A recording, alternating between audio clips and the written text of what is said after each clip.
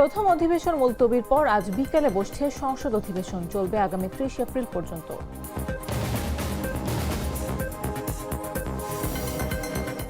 তেল না পেয়ে পাম্পের ম্যানেজারকে ট্রাক চাপায় হত্যার অভিযোগ। দিনাজপুরে দাঁড়িয়ে থাকা ট্রাকের স্লিপার বাসের ধাক্কায় নিহত ২। কয়েক দফা ছুটি শেষে টানা ৩৮ দিন পর আজ খুলেছে স্কুল কলেজ, পুরোদমে ক্লাস শুরু নির্দেশনা।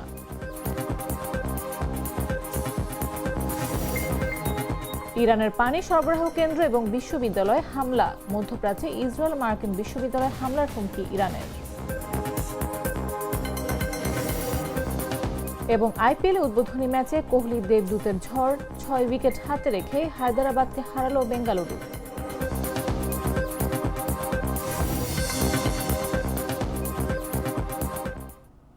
বেলা ১১টা নিউজে সবাইকে আমন্ত্রণ। সাথে আছে আমি নাফিস আব্দুল্লাহ।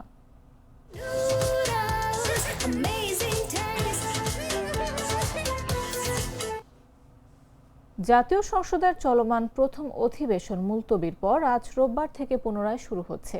বিকাল ৩টায় জাতীয় সংসদ ভবনের অধিবেশন কক্ষে এই বৈঠক শুরু হবে। এর আগে গত ১২ মার্চ ত্রয়োদশ জাতীয় সংসদের প্রথম অধিবেশন শুরু হয়।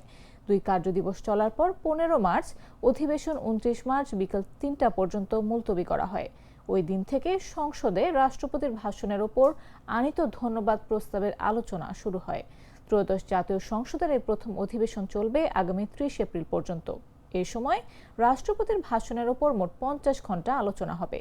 সরকারি ও বিরোধী দলের সদস্যরা এতে অংশ নেবেন।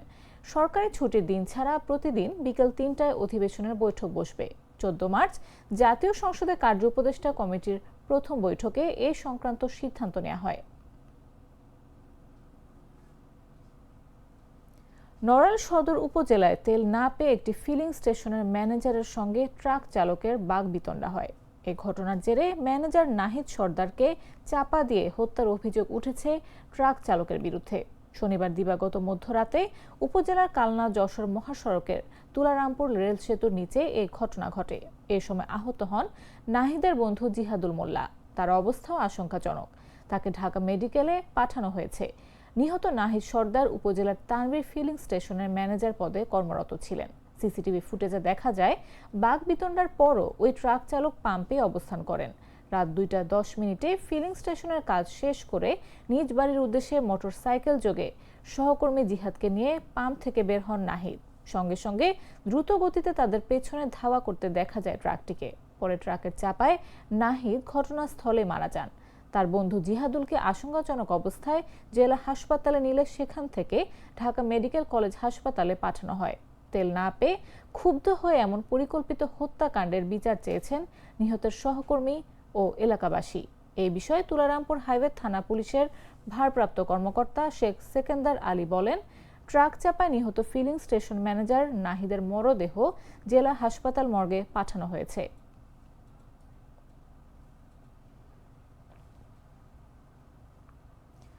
চাঁপাইনবাবগঞ্জের শিবগঞ্জে তেল নেই লেখা ব্যানার টাঙিয়ে জ্বালানি বিক্রি বন্ধ রাখার অভিযোগে নয়ন ফিলিং স্টেশন নামে একটি পেট্রোল পাম্পের মালিককে জরিমানা করেছে ভ্রাম্যমাণ আদালত। শনিবার সন্ধ্যায় উপজেলার পুখুরিয়া এলাকা নয়ন ফিলিং স্টেশনে জেলা প্রশাসনের নির্বাহী ম্যাজিস্ট্রেট সাব্বির আহমেদ রুবেলের নেতৃত্বে এ অভিযান পরিচালনা করা হয়। এ সময় পাম্পটিকে ১০,০০০ টাকা জরিমানা করা হয়। গোপন সংবাদের ভিত্তিতে অভিযান চালিয়ে মজুদ যাচাই করলে দেখা যায় সেখানে ২,৪৮৯ লিটার পেট্রোল এবং ১০,৯৪১ লিটার ডিজেল মজুত রয়েছে। পরে তাৎক্ষণিকভাবে জ্বালানি তেল বিক্রি শুরু করতে নির্দেশ দেওয়া হয় এবং পাম্প কর্তৃপক্ষকে ১০,০০০ টাকা জরিমানা করা হয়। ডান কফি ক্যান্ডি, কররা কফি, কঠিন স্বাদে, হাইকে বলো বাই। দিনাজপুরের বিরামপুরে মহাসড়কের পাশে দাঁড়িয়ে থাকা বালুবাহী ট্রাকের পেছনে ঢাকাগামী স্লিপার বাসের ধাক্কায় ২ জন নিহত হয়েছেন। এ ঘটনায় আরও অন্তত ৬ জন যাত্রী আহত হয়েছেন। রোববার সকাল ৬টার দিকে দিনাজপুর গোবিন্দগঞ্জ মহাসড়কের বিরামপুর চণ্ডীপুর এলাকায় এ দুর্ঘটনা ঘটে। নিহতদের মধ্যে বাসের যাত্রী মুন্সিগঞ্জ জেলার শ্রীনগর উপজেলার খবির উদ্দিনের ছেলে মোশাররফ হোসেন বাবুর পরিচয় পাওয়া গেছে। অন্যজনের পরিচয় পাওয়া জানা যায়নি। স্থানীয়দের বরাত দিয়ে পুলিশ জানায়, দিনাজপুর থেকে বেশ কিছু যাত্রী নিয়ে হেরিটেজ স্লিপার কোচ নামের একটি যাত্রীবাহী বাস ঢাকায় যাচ্ছিল। পথে চণ্ডীপুর এলাকায় রাস্তার পাশে দাঁড়িয়ে থাকা বালুবাহী ট্রাকের পেছনে সজোরে ধাক্কা দেয়। এতে ঘটনাস্থলে ওই বাসের চালকের সহকারী ও এক যাত্রীর মৃত্যু হয়। বিষয়টি নিশ্চিত করে বিরামপুর থানার পরিদর্শক আতাউর রহমান জানান, সড়ক দুর্ঘটনার খবর পেয়ে দ্রুত ঘটনাস্থলে উপস্থিত হয়ে নিহতদের মরদেহ উদ্ধার করা হয়েছে। তাদের পরিচয় শনাক্তের কাজ চলছে। আহতরা বিরামপুর উপজেলা স্বাস্থ্য কমপ্লেক্সে চিকিৎসাধীন রয়েছেন।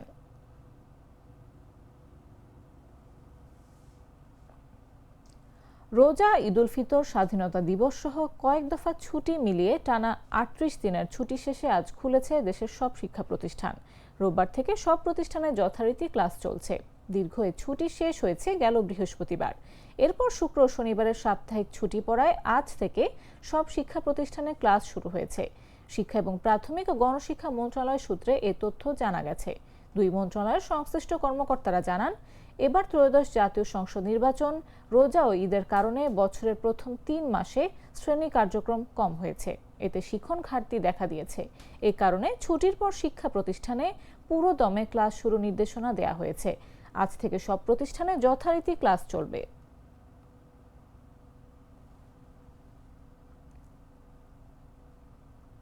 ঢাকা থেকে বান্দরবনের দুর্গম থানচি রেমাক্রি এলাকায় ৪৭ জন পর্যটককে ফেলে পালিয়ে গেলেন ভ্রমণপ্রিয় পর্যটক এবং ঘুরি বাংলাদেশ নামের দুটি ট্রাভেল গ্রুপের সদস্যরা। পরে স্থানীয়দের সহায়তায় ভুক্তভোগীদের উদ্ধার করা হয়। শনিবার থানচি উপজেলার রেমাক্রি এলাকায় এই ঘটনা ঘটে। স্থানীয় সূত্রে জানা গেছে, ভ্রমণপ্রিয় পর্যটক এবং ঘুরি বাংলাদেশ নামে দুটি ট্রাভেল গ্রুপের ব্যবস্থাপনায় ঢাকা থেকে ৪৭ জন পর্যটক বান্দরবনের থানচির অতি দুর্গম ও অপার সৌন্দর্যময় তিন্দু রেমাক্রি এলাকায় ভ্রমণে যান। সেখানে ওই দুই ট্রাভেল গ্রুপের হোস্টরা পর্যটকদের রেমাক্রি এলাকায় ফেলে চলে যান। এতে চরম বিপাকে পড়তে হয় তাদের। পরে স্থানীয় গাইডদের সহায়তায় দীর্ঘ পাহাড়ি পথ হেঁটে পাড়ি দিয়ে থানচি সড়কের ২১ কিলো নামক এলাকায় পৌঁছানোর পর সেখান থেকে আলীকদম আসেন। সবগুলো পর্যটক আমাদের স্যারের গাড়িতে উঠে ৩টা গাড়িতে ৪৬ জন ১ ঘন্টা অথবা ১.৫ ঘন্টা বসে থাকছে। কেউ ওদেরকে বাড়ি যার মধ্যম দিয়ে আসছে ঢাকা থেকে টাকা পয়সাতে আগে নিয়ে গেছে, ওদেরকে আমাদের গাড়ি ভাড়াটা খেয়ে দেবে। আসলে তাদের সাথে আমাদের যে কন্ডিশন, খাবারের আইটেম ছিল, কোনোটাই তারা করতে পারে নাই। কারণ প্রথম দিন আমাদেরকে এই রাতের খাবার ৪টার সময় খাইছি, অর্থাৎ ৬টার সময় রেমাক্রি থেকে হাঁটা শুরু করি। জিন্নাপাড়ায় আমরা পৌঁছাই রাত 12:30টার সময়, এবং সেখানে তারা খাবার বলে রাখে নাই। সেই খাবারটা আমরা 4টার সময় রেডি করে খাবার খাই। দিন্দু বাজার থেকে ওরা আমাদের রিসিভ করে চান্দের গাড়িতে উঠাবে, কিন্তু ওইখানে এসে আমরা দেখি আমাদের ব্যাগ পত্র আছে আর কিছু কিছু ছেলের মোবাইল আর টাকা পয়সা ওদের কাছে দিছিল, ওরা ওইগুলা নিয়ে চলে গেছে। গ্রুপটার নাম কি ছিল আপনার? যে ভ্রমণপ্রিয় পর্যটক আর একটা ছিল পর্যটক ঘুরি বাংলাদেশ। তারা সবাই আমাদেরকে রাইখা চলে আসছে। একজন পুষ্ট আমাদের সাথে ছিল না, একজন ছিল অপরিচিত, সেও সকালবেলা আমাদের কাছ থেকে পলায়। তো ফাহিম আমাদের কাছে সকাল পর্যন্ত ছিল, সকালে ঘুম থেকে উঠে তাকে আর পাওয়া যাচ্ছে না, সে আর আমাদের কাছে না। কালকে যে জিনিসটা হয়েছে, মেয়েদের শুধু নৌকার ব্যবস্থা করে দিয়েছিল, কিন্তু এই যে ছেলেগুলো সবাই হেঁটে হেঁটে আসছে, এই যে তাও অনেক ঘন্টার পথ, সেটা হচ্ছে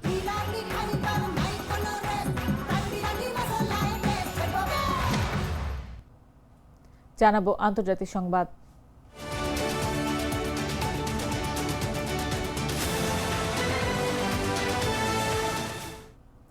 ইরানের পানি সরবরাহ কেন্দ্র এবং বিশ্ববিদ্যালয়ে হামলা চালিয়েছে যুক্তরাষ্ট্র এবং ইসরায়েল। গেল কয়েক ঘন্টায় দফায় দফায় হামলায় ইরানের বেশ কয়েকটি শহর ক্ষতিগ্রস্ত হয়েছে, যার মধ্যে দক্ষিণ পশ্চিম খুজেস্তান প্রদেশের হাফতগেলও রয়েছে। এটি দিনের সবচেয়ে উল্লেখযোগ্য হামলাগুলোর একটি। এর লক্ষ্যবস্তু ছিল 10,000 ঘনমিটার ধারণ ক্ষমতার একটি পানি সরবরাহ কেন্দ্র। এই যুদ্ধে ইরানের অনেক বেসামরিক স্থাপনায় হামলা চালানো হলেও এই পানি সরবরাহ কেন্দ্রটি অত্যন্ত গুরুত্বপূর্ণ। গেল 24 ঘন্টায় তেহরানেও ব্যাপক বোমাবর্ষণ হয়েছে। বেশ কয়েকটি জায়গায় হামলা হয়েছে, কিন্তু ঠিক কোন জায়গাগুলোকে লক্ষ্যবস্তু করা হয়েছে তা এখনও স্পষ্ট নয়। ইরানের বিপ্লবী গার্ড বাহিনীও এখন পাল্টা হামলার হুমকি দিচ্ছে। তারা একটি কড়া বিবৃতি দিয়ে বলেছে যে এই অঞ্চল জুড়ে মার্কিন সংশ্লিষ্ট বিশ্ববিদ্যালয়গুলোকে লক্ষ্যবস্তু বানানো হবে। ইরানের উপর হামলা অব্যাহত রেখেছে যুক্তরাষ্ট্র এবং ইসরায়েল।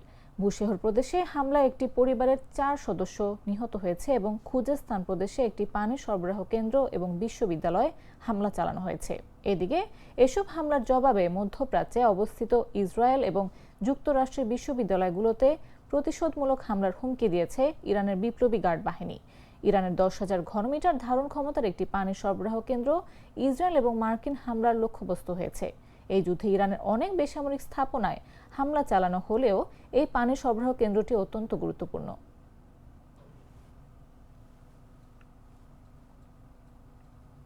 এবারে খেলার খবর।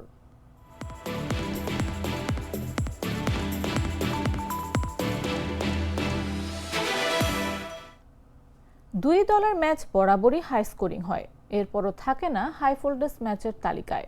19তম আসরের উদ্বোধনী ম্যাচেও সানরাইজার্স হায়দরাবাদ 201 রানের সংগ্রহ দাঁড় করায়। সেই লক্ষ্য আবার অনায়াসেই টপকে গেছে বর্তমান চ্যাম্পিয়ন রয়্যাল চ্যালেঞ্জার্স বেঙ্গালুরু। শনিবার বেঙ্গালুরুর এম চিন্নাস্বামী স্টেডিয়ামে বিরাট কোহলি ও দেবদূত পাদিক্কালের ঝোড়ো অর্ধশতকে 6 উইকেট হাতে রেখে জয় পেয়েছে বেঙ্গালুরু। চ্যাম্পিয়নদের ব্যাটিংয়ের শুরুটা ভালো হয়নি। দলের বোর্ডে 9 রান যোগ হতেই বিদায় নেন ওপেনার ফিল সল্ট 8 রান করে। যদিও দ্রুত একটি উইকেট হারিয়ে কোনো চাপে পড়েনি আরসিবি। বিরাট কোহলি ও দেবদূত পাদিক্কলের 101 রানের জুটিতে ম্যাচের প্রথম লক্ষ্য জয়ের ভিত গড়া আদায় হয়ে যায়। 26 বলে 7-4 ও 4 ছক্কায় 61 রান করে পাদিক্কলকে থামান হার্ষ দুবে। হায়দরাবাদের হয়ে 2 উইকেট পেয়েছেন ডেভিড পাইন, একটি করে উনাদকাত ও হার্ষ দুবে। এর আগে আইপিএলের উদ্বোধনী ম্যাচের উদ্বোধনী ইনিংসে হলো রান বন্যা। টস হেরে ব্যাট করতে নামা সানরাইজার্স হায়দরাবাদ 9 উইকেট হারিয়ে স্কোরবোর্ডে সংগ্রহ করে 201 রান। 38 বলে 80 রানের ঝোড়ো ইনিংস খেলেন অধিনায়ক ঈশান কিষান।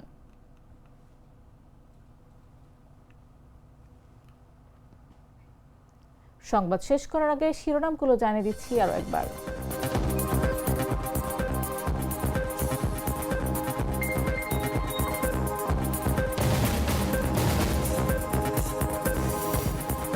প্রথম অধিবেশন মুলতবির পর আজ বিকেলে বসছে সংসদ অধিবেশন, চলবে আগামী 30 এপ্রিল পর্যন্ত।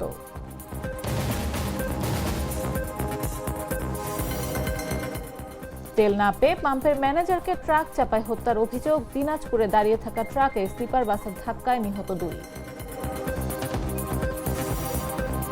কয়েক দফা ছুটি শেষে টানা 38 দিন পর আজ খুলেছে স্কুল কলেজ, পুরোদমে ক্লাস শুরুর নির্দেশনা।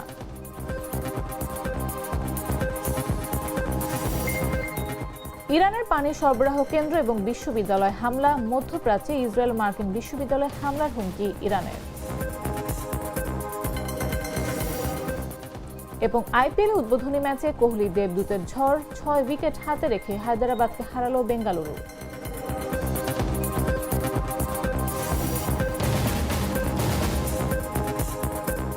দর্শক, এই ছিল এখনকার মতো। এরপর দেখবেন দুপুর 1টা নিউজ। প্রতি মুহূর্তে সর্বশেষ খবর পেতে ভিজিট করুন jagonews24.com, ফলো করুন আমাদের ভেরিফাইড ফেসবুক পেজ এবং সাবস্ক্রাইব করুন জাগো নিউজের ইউটিউব চ্যানেল। এতক্ষণ সাথে থাকার জন্য ধন্যবাদ সবাইকে।